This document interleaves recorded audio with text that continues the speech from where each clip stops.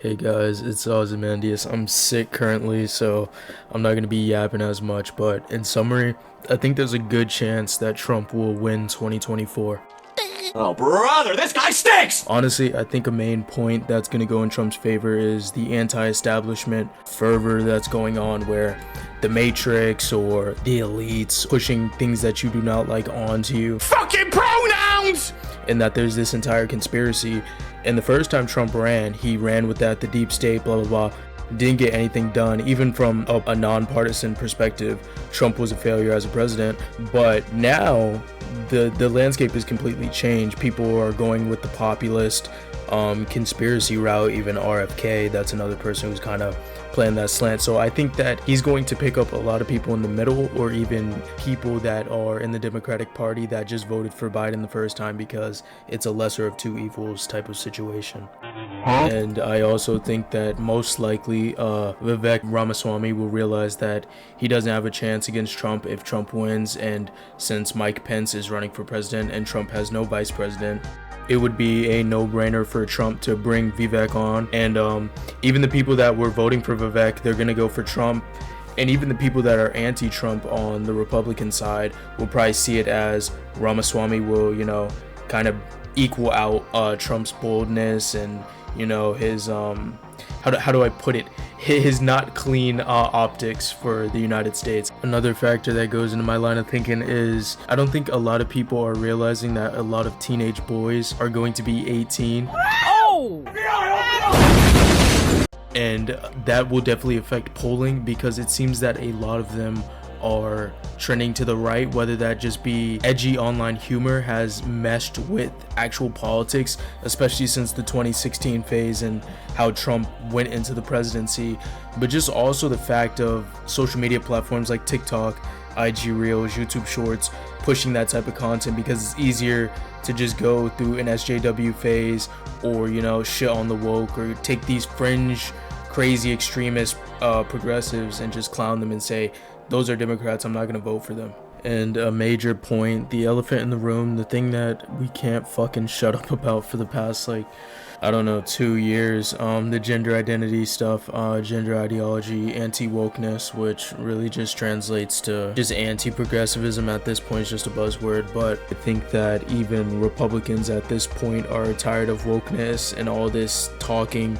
But I think that there is a population in the middle, not a big one, that will be attracted to that and kind of look around and be like, you know what, I'm tired of being PC. At least they're out and about how they feel, and so that will draw some voters. I think the biggest thing though will be the debates. I genuinely do not think Joe Biden has any chance of beating Trump or anybody in a debate. It seems like he's ducking debating RFK and Marianne Williamson. Unfortunately, I support Marianne Williamson, but the narrative is that platforming RFK and giving him a spot to speak about his conspiracy theories or his opinion on the vaccine and so forth would be promoting that. I disagree with that. If a candidate has a position, he should be able to debate it in the open, on public.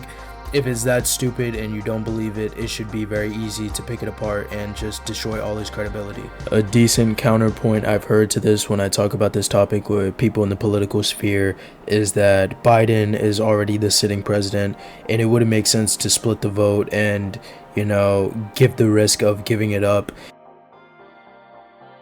But I also think that a lot of people wouldn't vote for the sitting president, or just even in a clean slate. They don't vote for certain people because certain candidates may not have the exposure or the assets or the campaign funds to actually reach their potential.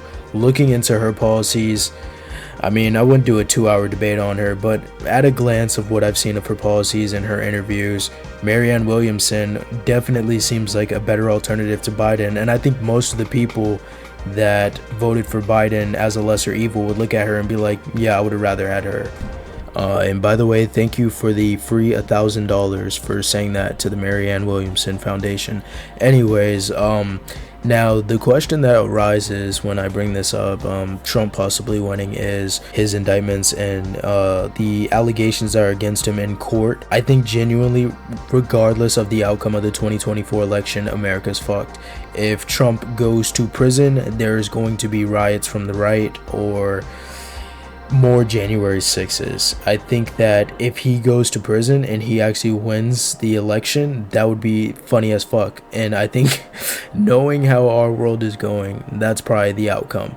But I think on the other hand, if Biden wins again, I think it's going to be way closer this year. It's not going to be as much of a blowout because Biden is dealing with post-COVID and all these global issues, so it's really easy to spin it and be like, okay, it's all Biden's fault, as a lot of people are doing. So he has that against him.